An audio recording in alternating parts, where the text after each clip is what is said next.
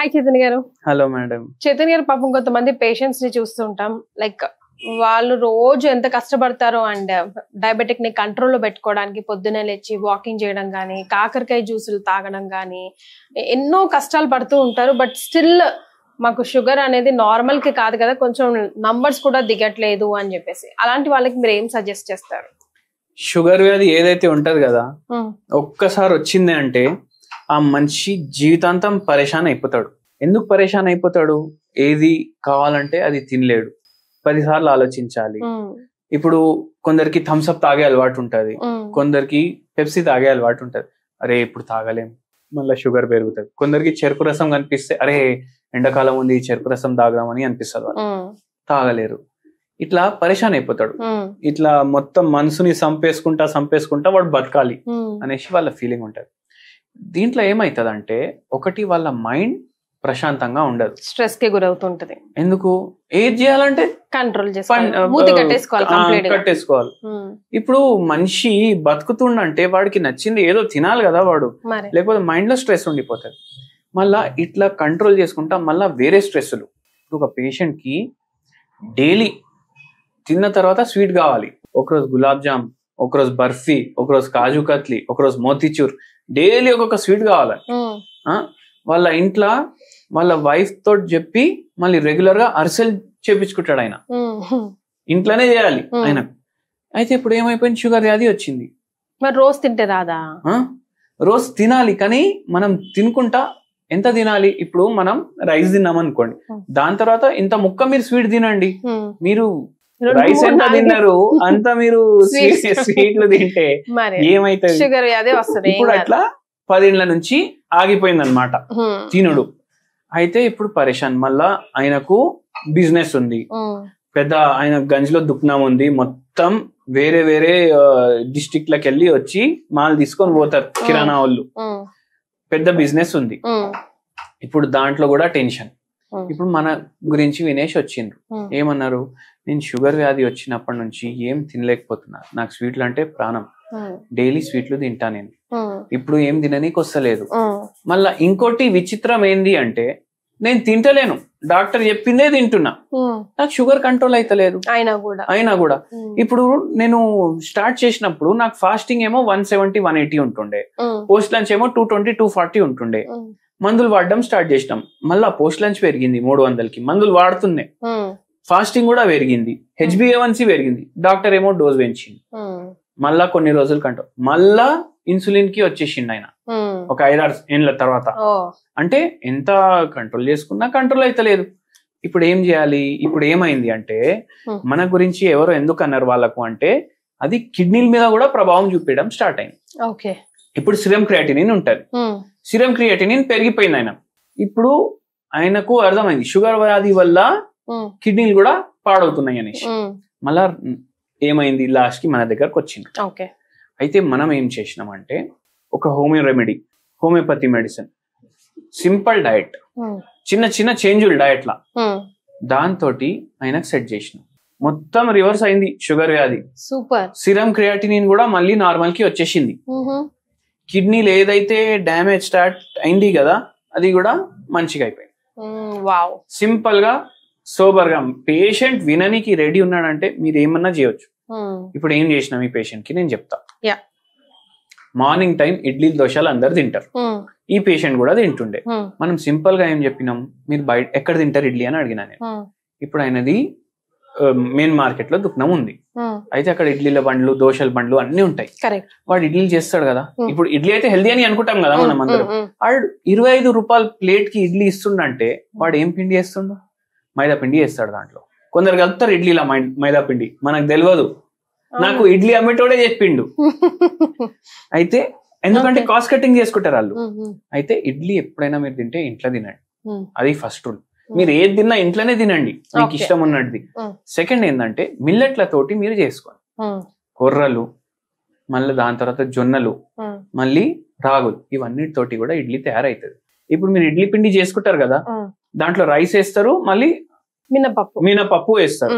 మీరు rice quantity తక్కువ చేసి జర రాగులు వేయండి దాంట్లో. మిల్లెట్లు అంటే రైస్ ఇంత వేస్తారు, ఇంత రైస్ వేసుకోండి మీ సాటిస్ఫాక్షన్ కి. కొంచెం ఎక్కువ మిల్లెట్లు వేయండి. అయితే దానివల్ల ఏమైతుంది, రైస్ ఏమో ఒక సాఫ్ట్నెస్ కూడా ఇస్తుంది ఇడ్లీకి. అయితే అది కూడా ఉండిపోతుంది, మళ్ళా మనకు టేస్ట్ కూడా ఉండిపోతుంది. మనకు ఇట్లా అరే నేను ఏం తింటున్నా భయ్ అనేసి ఫీలింగ్ రాదు. అట్లా టిఫిన్లు మనం చేంజ్ చేసినాం అయినకు. మళ్ళీ దాని తర్వాత నైట్ టైం డిన్నర్ మన ప్రకారం పెట్టినాం. మధ్యాహ్నం ఏమో మీకు రైస్ ఇష్టం కదా, మీరు రైస్ తినండి, క్వాంటిటీ చూసుకొని తినండి. ఇప్పుడు మనం ఏం చేసినామంటే ఒక రెసిపీ చెప్పినాము. ఆ రెసిపీ తోటి ఇప్పుడు ఏమైతుంది, ఈ పేషెంట్ కి ప్రాబ్లం ఎందుకు అవుతుంది అంటే ఆయన ఏం తిన్నా ఆయన గ్లూకోజ్ పైకి వస్తుండే ఒక దాంట్లో చూసుకుంటే. అంటే ఆయన తినే ఫుడ్లు గ్లైసిమిక్ ఇండెక్స్ ఎంత ఉన్నా షుగర్ లెవెల్లు పెరుగుతున్నాయి. Over a period of time ఎక్కువ అబ్జర్వ్ చేస్తుంది ఆయన, ఏది జీర్ణ వ్యవస్థ ఉంటది కదా ఇంటెస్టైన్లు, అవి ఎక్కువ షుగర్లు అబ్జర్వ్ చేస్తున్నాయి. ఇప్పుడు ఏం చేయాలి, ఏం చేయకండి అని చెప్పినా నేను. ఒక సింపుల్ రెమెడీ చెప్పినా, మీ అందరికి చెప్తా, మీరందరు చేసి చూడండి. మీరందరు చేసి చూసిన తర్వాత కూడా అబ్బా ఏమన్నా ఉందా అని టేస్ట్ లో అంటారు, మళ్ళీ ఏం ఎఫెక్ట్ ఉంది అది కూడా అంటారు. ఒక హోమియోపతి మెడిసిన్ చెప్పిన ఫస్ట్. దాంతో పాటు ఈ మెడిసిన్ ఒకటే అంటే మనం ఫార్ములేట్ చేసి చెప్పినాము. మళ్ళా దాంతో పాటు ఈ హోమ్ రెమెడీ. ఈ హోమ్ రెమెడీ ఏంది అంటే, అంతకుముందు అందరికి బై ఛాన్స్ షుగర్ లెవెల్ కొంచెం క్రాస్ అయినాయి, ప్రీ డయాబెటిక్ రేంజ్ లో ఉన్నారంటే వాళ్ళకు ఒక మంచి రెమెడీ చెప్తాను. బంగారం ఉంటది కదా, దాంతో హోమియోపతిలో ఒక మందు తయారు చేస్తాం, ఆరం మెట్ అనేసి. అది 0.9 పొటెన్సీలో డైలీ 5 చుక్కలు ఒక చిన్న కప్ వాటర్ లో తీసుకోండి. జరా బార్డర్ లైన్ లో ఉంది, ప్రీ డయాబెటిక్ రేంజ్ లో ఉంది అంటే మీకు కంట్రోల్లో వచ్చేస్తుంది షుగర్ వ్యాధి. మళ్ళీ మీకు వేరే వాళ్ళకు ఎవరికన్నా ఎక్కువ షుగర్ వ్యాధి ఉందంటే వాళ్ళకు మన రెఫరెన్స్ ఇవ్వచ్చు, తీసుకోవచ్చు, బేఫికర్ తీసుకోవచ్చు. మళ్ళీ దాని తర్వాత ఏంది అంటే ఇప్పుడు మన రెసిపీ. ఇప్పుడు ఏం చేయాలంటే చింతపండు తీసుకోవాలి, దాన్ని నానబెట్టాలి. చింతపండు నానబెట్టిన తర్వాత ఒక ఉల్లిగడ్డ, మళ్ళీ దాంతో పాటు వెల్లుల్లి ఉంటది కదా అవి 2, గింత జీలకర్ర, ఇంత ఆవాలు, మళ్ళీ కొన్ని కరియాపాకులు అండ్ కొంచెం మిరియాల బుక్ని, ఇవి తీసుకోవాలి. ఇవి తీసుకొని ఆవు నెయ్యి ఉంటది కదా, ఆవు నెయ్యి మీరు వేయాలి. దేంట్లో ఒక పాన్ లో, ఇది గిన్నెలో ఆవు నెయ్యి వేసి కరియాపాకులు వేయండి. కొంచెం బ్రౌనిష్ అయినప్పుడు వరకు ఆగండి, క్రిస్పీ అయిపోవాలి కరియాపాకులు. మళ్ళీ దాని తర్వాత దాంట్లో జీలకర్ర ఆవాలు వేయండి. దీంట్లో మీరు మిరియాల పొడి యాడ్ చేయండి అప్పుడే. లేకపోతే బెస్ట్ ఏంటంటే కొన్ని మిరియాలు తీసుకొని దాన్ని దంచుకోవాలి, మొత్తం పౌడర్ చేయొద్దు, అది యాడ్ చేసుకోండి. దీంట్లో ఇది ఇప్పుడు చింతపండు మనం నానబెట్టినాం కదా, అది పులుసు లాగా తయారైపోతుంది.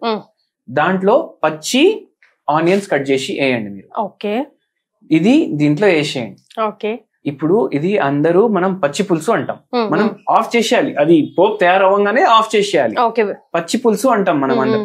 ఈ పచ్చి పులుసు మీరు ఐదర్ రాగి గట్క లేదంటే జొన్న గట్క, లేదంటే ఈ 2 గట్కాలు మీకు ఇష్టం లేవు అంటే జొన్నల రొట్టె ఉంటది కదా, ఒక రొట్టెని చిన్న చిన్న ముక్కలు చేసుకోండి, అది దీంట్లో కలుపుకొని మీరు తినండి నైట్.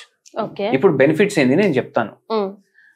జొన్నలు, రాగులు, మిల్లెట్లు, దీంతో తయారైన ఐటమ్ లో మీకు కార్బోహైడ్రేట్లు ఎక్కువ ఉంటాయి, కానీ అది కాంప్లెక్స్ కార్బోహైడ్రేట్లు ఉంటాయి. కాంప్లెక్స్ కార్బోహైడ్రేట్లు ఉంటే మన జీర్ణ వ్యవస్థ దాన్ని సరిగా అబ్జర్వ్ చేసుకోలేదు, దాంట్లోకి వెళ్ళి షుగర్ అది ఎట్లనే బయటికి వచ్చేస్తుంది. మళ్ళా సెకండ్ ఏంది, ఇప్పుడు మనం చింతపండు పులుసు వాడుతున్నాం కదా, దీంట్లో చింతపండులో ఏం బెనిఫిట్స్ ఉంటాయి అంటే, ఇప్పుడు ఎవరు పేషెంట్లకు ఇట్లా షుగర్ ఎక్కువ అబ్జర్వ్ అవుతుంది కదా, అది అవ్వకుండా చూసుకుంటది. కానీ చాలా మంది చింతపండుని అవాయిడ్ చేస్తారు, అయితే అది కూడా ఎందుకు అవాయిడ్ చేస్తారు వాళ్ళకి తెలుసు. మనకు దాని మెడిసినల్ ప్రాపర్టీ గురించి మనం చెప్తున్నాం అందరికి, అది షుగర్ అబ్జర్వ్ చేసుకోకుండా చేస్తుంది. పచ్చి పులుసు చాలా మంది చేసుకుంటారు, కానీ వాళ్ళకు ఇట్లా వాళ్ళు బెనిఫిట్ అవుతుంది అని వాళ్ళకు తెలియదు. రైస్ తోటి తింటాం, పప్పు వేసుకొని పచ్చి పులుసు కలుపుకొని తింటాం, కానీ ఇట్లా గట్కాలతోటి రొట్టెలతోటి కూడా మనం తినొచ్చు. ఎందుకు తినాలి అది కూడా మనం ఎక్స్ప్లెయిన్ చేస్తున్నాం ఇప్పుడు. అయితే షుగర్ అబ్జర్వ్ కాదు, ఒకటి మనం కాంప్లెక్స్ కార్బోహైడ్రేట్ తీసుకుంటున్నాం, మళ్ళా మనం పచ్చి పులుసు వాడుతున్నాం, దాని వల్ల షుగర్ కూడా సరిగా అబ్జర్వ్ కాదు. మళ్ళీ థర్డ్ థింగ్ ఏంటంటే దీంట్లో మిరియాలు వేస్తున్నాం, ఎందుకు మైక్రో న్యూట్రియంట్లు ఉంటాయి కదా, అది అబ్జర్వ్ అవ్వాలి. మీరు మధ్యాహ్నం తింటున్నారు, కూరలు, పప్పులు అన్ని తింటున్నారు కదా, అవి మంచిగా అబ్జర్వ్ అవ్వాలి నెక్స్ట్ డే. దానికోసం మార్నింగ్ చట్నీ తింటున్నారు, దాంట్లో మైక్రోన్యూట్రియంట్స్ ఉంటాయి, విటమిన్స్ ఉంటాయి, అవి మంచిగా అబ్జర్వ్ అవ్వాలి. దానికోసం నైట్ మనం మిరియాలతోటి తయారు చేస్తున్నాం మన జీర్ణ వ్యవస్థని నెక్స్ట్ డే కోసం. ఇట్లా చేయడం వల్ల షుగర్ వ్యాధి ఉన్న వాళ్ళకి మంచి మార్పు ఉంటది. అట్లా చాలా సింపుల్ టెక్నిక్ అండి, అది మీరు చెప్పినట్టుగా రెగ్యులర్ గా వాడతాం కానీ అది ఇలా ప్లస్ అవుతుందని మాత్రం తెలియదు. Thank you so much for joining us. Thank you అండి.